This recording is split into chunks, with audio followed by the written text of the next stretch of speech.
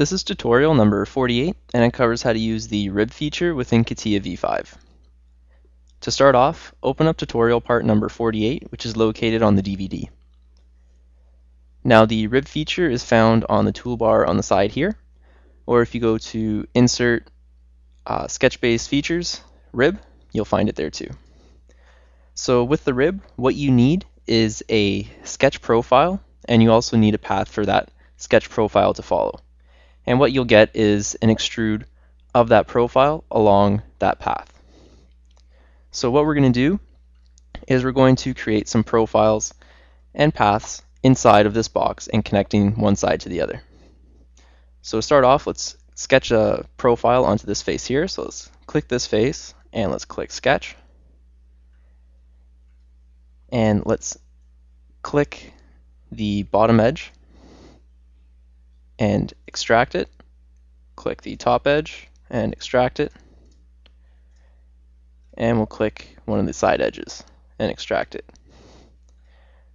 Now let's click the rectangle and let's draw a rectangle on there.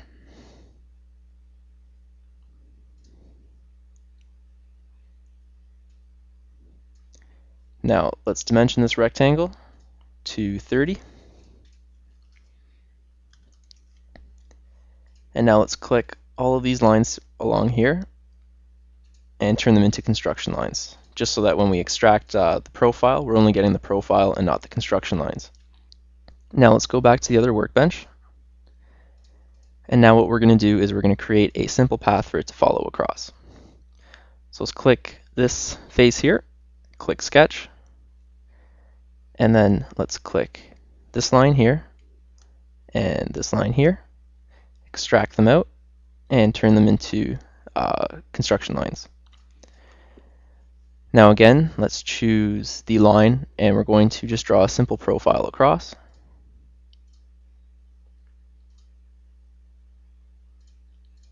And let's go back.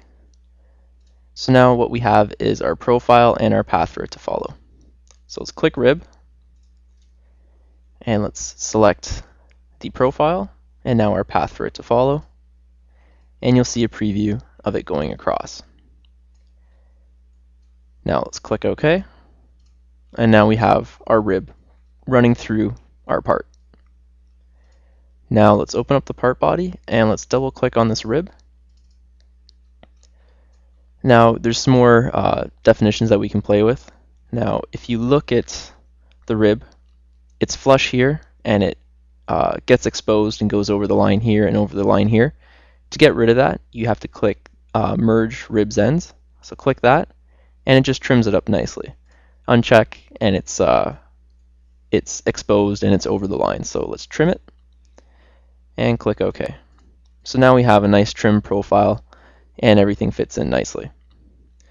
Now if we double click on this again, and you're also able to do a thick to the rib. So let's click Thick, and let's put it up to 5 millimeters. Click OK. And this is going to work just like the other thicks that we've done. So inside it's going to be hollow. So to see what it looks like inside, let's click this face, click Sketch, and we'll just quickly cut out a little section here. And we'll use the pocket just to cut it out. Click OK. And you can see that we have a hollow center in there. So using the thick feature, we're able to create a rib, so kind of like a structural member across, that's hollow inside. Now press Ctrl Z to put back that part and get rid of that sketch. Now we've been able to successfully make a square or like a rectangle follow this path here. Now what we're going to do is we're going to try a different shape. So let's just delete this rib right now. Click OK. And we'll click this face here, click Sketch, click the circle, and just draw a circle anywhere inside of here. And we'll go back up,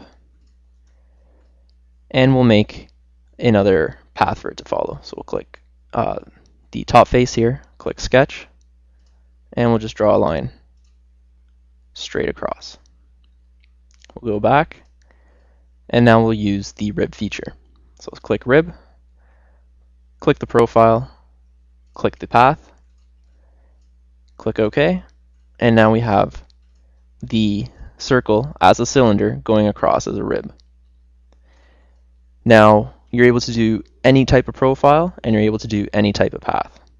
So right now we just did a straight line. Now let's put in kind of a more flowing and more organic line in there. So let's double click the fourth sketch. Let's delete it. Let's click the spline tool and just bring in a more organic and curvy spline.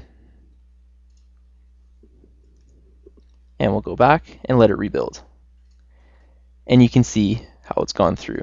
Now let's double click on the rib and let's just trim up the edges there. Click OK.